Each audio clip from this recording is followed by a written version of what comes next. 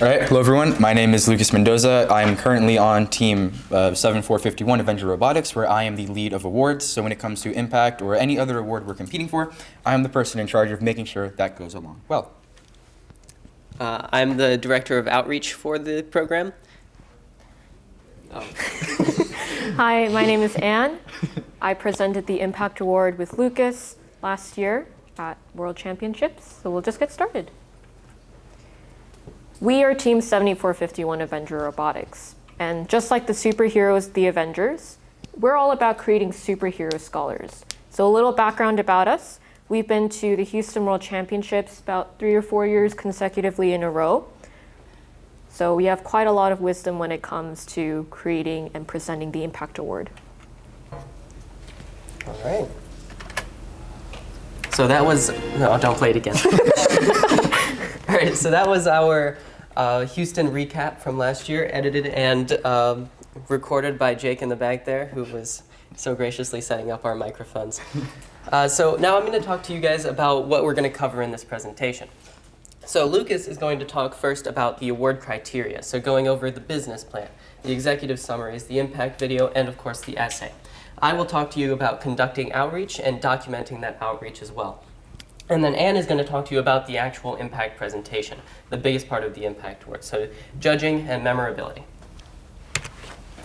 All right, so like Connor said, I'm going to go ahead and get started with the stuff that's not as fun, but you kind of have to get it done to compete, starting with the definition of the Impact Award. So first describes it as the most prestigious award. It honors a team that best represents a model for other teams to emulate. Then the rest is kind of repetitive about how they want you to be the best you can be. But the most important thing is knowing the difference between an impact and an impression, because they award this award to whichever team gives the biggest impact. Meanwhile, impressions, which a lot of people confuse as impact, are momentary things. So if you help a team out and you help their pit, then that's not an impact. You helped them, you could have set them off on the right path, but you didn't necessarily make an impact. An impact is when you make a new opportunity or you bring a real change to someone's life. So now let's get started with the actual criteria for the award, starting with the business plan. So, business plan is not necessarily required, but I'm going to explain to you why I highly recommend making one. Starting with the table of contents for your business plan. It's going to highlight everything about your team that judges will want to know in one single page. It's going to have different sections like introduction or your outreach. It's going to have everything labeled so that when judges are listening to your team or they're trying to remember things about your team, they can go back and find it all super quickly. So if you take a look at our business plan, these are 2 pages pulled from it. On the left, we have our table of contents. This shows off how you want to organize it, where as you can see, we have different subsections like the organizational plan. And it shows off everything relating to that. So let's say that we're presenting the Impact Award, and we say something about our Girls in STEM initiative, and the judges want to remember what exactly we said. They can go back to the business plan and find it easily without them having to worry about if they got the stat right. Next up, what to include. Now, the first thing is stats. Like I just said, you want to have those inside the business plan. But you have to remember, not everything is a stat. You don't want to write down everything just because you have the chance to. You want to write down what matters. So if you go to STEM nights, you don't want to write down the schools you went to. That's not a stat. What you want to write down is how many schools you went to, or how many more. That's even better because you can show growth. So focus on showing the smart stats. Next, you want to have pictures. You don't want your business plan to be boring. If it's just text and text for every single page, the judges are going to get bored and they're not going to want to look through it. But if you have pictures tying to some of your initiatives, then they can start to see about your team, which ties into the next point, personality. You don't want it to sound like someone else wrote it. You want it to sound like it's specific to your team. So add personality into it. Show that this is your own team's business plan. And finally, a SWOT analysis. Now, if you don't know, a SWOT analysis is there on the right. It is strengths, weaknesses, opportunities, and threats. The reason you want to add this in is because it allows you to reflect on it for every single part about impact. Judges love to ask questions about how you grew as a team, or where you had weaknesses, or what new chances you were able to take on each year. If you write it out early on in the year, then they'll be able to reference that and you can have an idea of what you want to talk about. You can start tailoring answers towards the SWOT analysis. So if you do all of that, you get the metaphorical check mark saying you're good to go. You can start the next part of impact, which is, first off, here's a business plan. Getting ahead of myself. If you want to see it in its full, it is right there. Every page. I wrote this one last year, so I know a little bit about it in the sense that it's well structured and you want to have it. So, everyone has it? Okay. All right. Next up is the impact writings. Now you're going to have two separate writings you're going to have to submit. The first being the impact essay. Now the essay works entirely different from the other writing, and I want to start with it for a reason. Now the first thing to know is that you're going to have a lot more characters or words to write about, but you don't want to be formal. A lot of teams mess up with the same mistake, which is if a judge can erase your name from the essay and it works for another team, then you did something wrong. Because you want to be able to show your own impact from the essay, which goes to the next point. Explain it. You have the time to explain it now. If the judges are left wondering what exactly did you do, then they're not going to be able to give you the award because they can't make that conclusion. You have to show them that conclusion, which is why you want to utilize the larger word count you have. Take the time to explain each initiative. So for example, for us, we like to do STEM nights where we go to other schools and we give kids a chance to play with the FTC robots. We would want to explain why we started that event, how it's grown, the changes we've made, because we have the time to do so. And specific to the essay, make sure you show personality. As I said earlier, if your team can be replaced with another team and the essay still makes sense, then you might want to change it, because you want it to be specific to your team so you can show off your own impact. Next up are the executive summaries. These work differently from the essay in the sense that there's questions you're going to be answering. So when you're answering the questions, make sure that you, once again, aren't overly formal. You want to show personality. Judges like to see and understand how your team is different. Next, be concise. You have a smaller word count. Actually answer the question, which is the next 2 points. If the question is asking about how you grew certain initiatives, talk about how you grew them. Don't talk about unnecessary information about where you grew them if it's not relating to.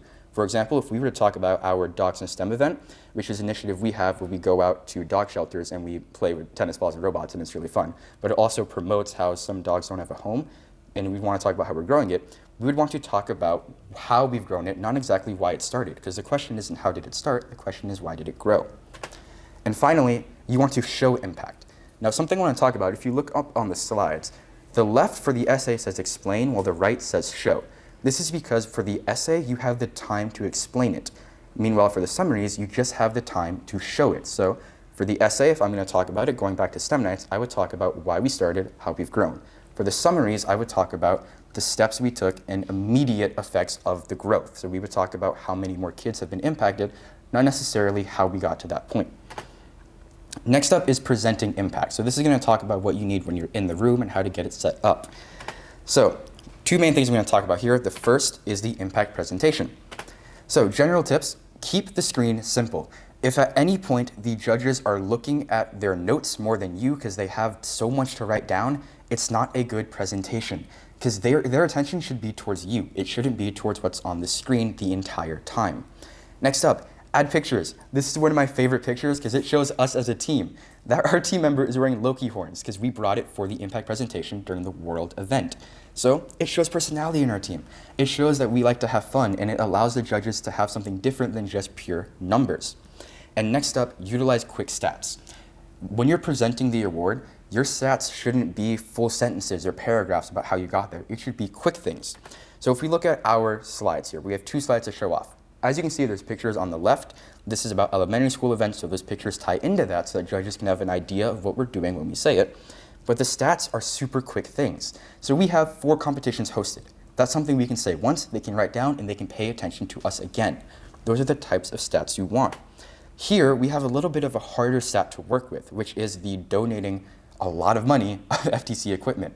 So that's a sort of stat that we want to write on the screen, and you don't necessarily have to say because it's a quick thing they can write down. They can look at the bolded word, get the information, and move on. So if you want to see the impact presentation and it's full, here it is.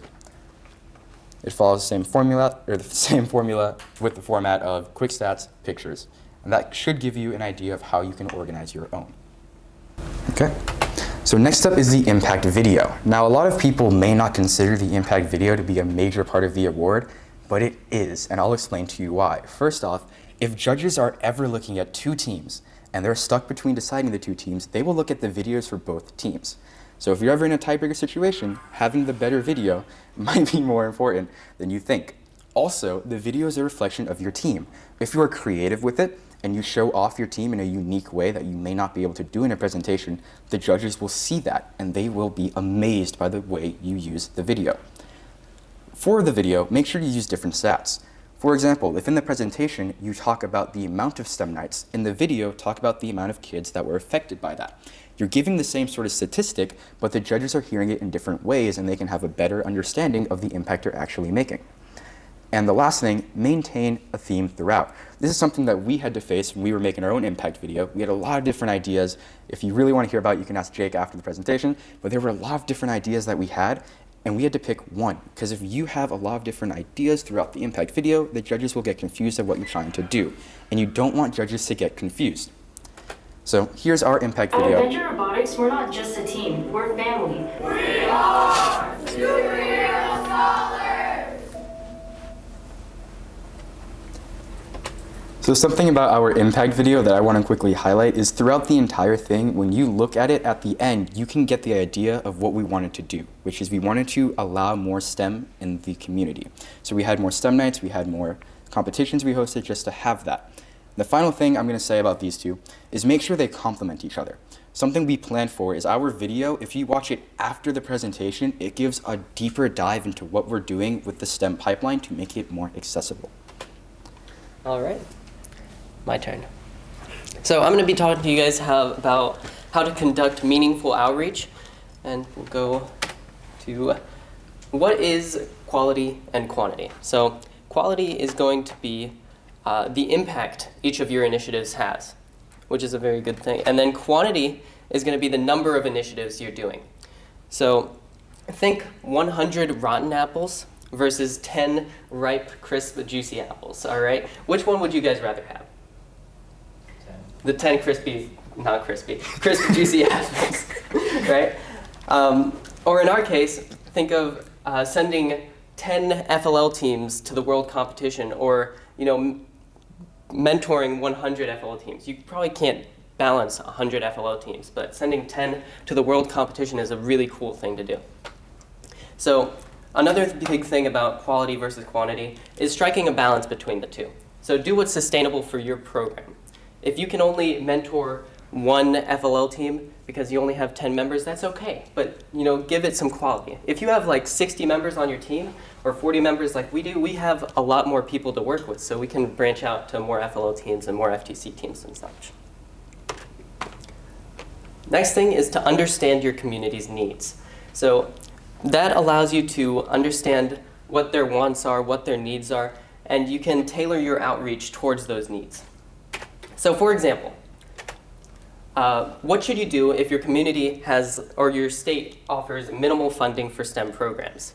Well, the obvious thing would be like, hey, we're going to go advocate to state legislature for funding of STEM programs. But if your county has like a substantial amount of funding for STEM programs, advocating for that further funding would probably not have a great impact on them. So you can focus more on mentorship, or reaching out to those programs and hosting competitions for them. Next up is documentation. So being able to document your outreach and your statistics is really important for the Impact Award, because you can utilize that, like what Lucas was talking about, in your essay and your presentation and video. So to the left, or to the right, is an example of how we track our events. So we've got a pie diagram, which has 17 STEM nights, 23 FTC competitions. It's quick, it's easy, and judges will like that. Another thing you can track is guest attendance per event. So that shows how many people you're impacting. And two other things to include that are really important for judges is the outcomes. What did the event accomplish? And then a description. So why was it important to your program? And now for statistics, when you're tracking statistics, be careful, because you need to make sure there's no room for suspicion in the judging room. So when you're talking about growth, don't say, don't throw a random stat out there like, we increased girls in STEM by 50%, because that could mean you had one girl the first year and then the next year it was 2, right? So you want to avoid any suspicion that the judges could have. As for all of the statistics that I'm going to explain here, so number of teams mentored, pounds of recycling collected, mentored team success, don't copy us in that way, because your outreach is going to be a lot different than ours. So, you may have a different stat that you can put on there. Okay, and then I think this is again.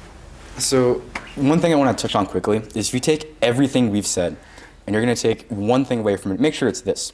You want to have a cohesive theme. You want everything you're doing to be for a purpose, because you'll look like this. We have a common goal that goes straight to the point. Everything is tied together in our presentation. It makes sense. So for us, it was STEM inclusivity. Everything we did was towards that point. We stated it early in the presentation. We explained why it mattered, and it made our presentation look finalized. You don't want to look like this, where you have a lot of different goals that don't really make sense because they don't have any sort of relation. You don't know how you started them. You just showed up and they said, we're doing 6 different things, and you're forced to do that now. But now you don't have that straight line. Now you're kind of zigzagging your way to the point, which also gets lost because the judges are more focused on what you did and why you're doing it rather than the impact it actually had. So make sure you're doing things for a reason that is clear and the judges can understand. All right, thank you, Lucas. Thank you, Connor. Give them a round of applause, everyone.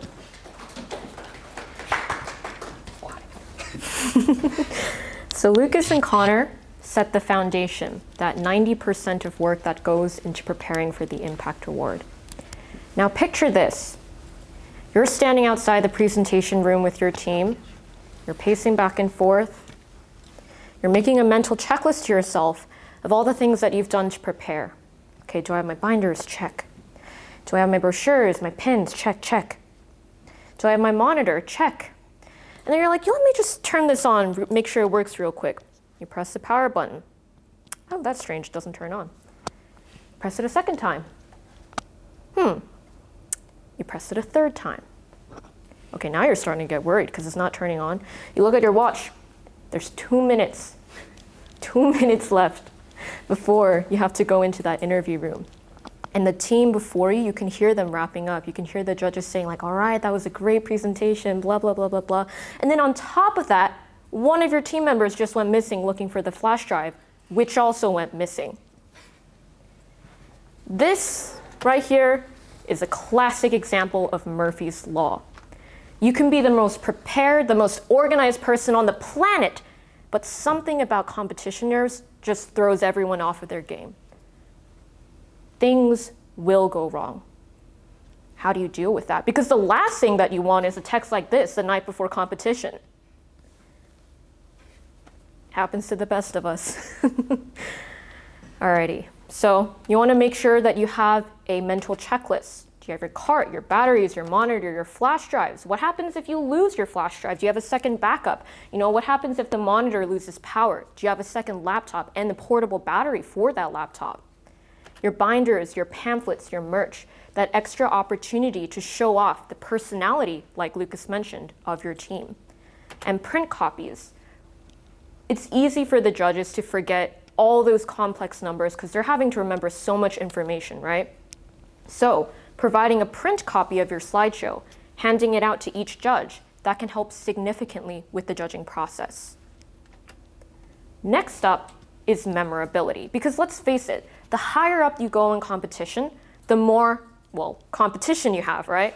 So you want to make sure that you stand out to the judges. How can you make sure that your team is distinct from all of those other teams with similar outreach, similar team colors, a similar name? Like there's so many robo blah, blah, blah, blahs, right? One thing that we did was dress up as Avengers, as superheroes, because that's unique to our team. This is actually a Saturday Night Live skit from, I think it's like James Corden or something like that. Who do you think did better? You guys did. That's how we feel. That's how we feel as well. So cohesive team attire, that's something that can make you stand out to the judges. Second is a catchphrase. Do it with me, Lucas. Plant a seed, grow a tree. What does that mean? The tree of mentorship refers to the STEM pipeline that we have built in our community. So in Forsyth County, which is where we are from, we have FLL, we have FTC, we have FRC, great. We have all these robotics programs. But there is an issue. What happens when an elementary schooler goes to middle school? What does that transition process look like for them? There was a lack of this metaphorical bridge in skills. Like it was just this sudden increase in competition with no gentle explanation of how to get there. So we built our tree of mentorship so that we could take kids from FLL to FTC to FRC and move them up through the STEM pipeline. So branching out, right? But then the unique thing is it also trickles back down or up, whichever way you want to think about it. As these kids grow up, they get into high school, they get into our team, they become industry mentors or professionals in engineering. And what they're able to do is they're able to give back to the community that they came from. They're going back to their roots. We planted that seed now, they grow up into a full-fledged tree.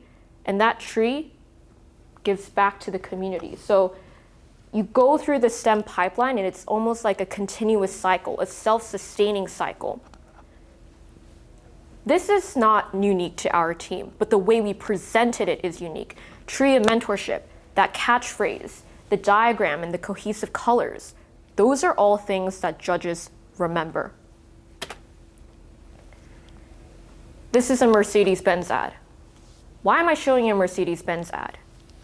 Notice how it says, drive more comfortably. They're not trying to sell you the car here. They're trying to sell you the experience of what it's like to ride in that car. They're trying to sell you that experience of luxury and comfort. And that's what you want to do as impact presenters. You want to sell the experience of what it's like to be on your team. When you go out and try to recruit kids, you're selling them the experience, the atmosphere of competition.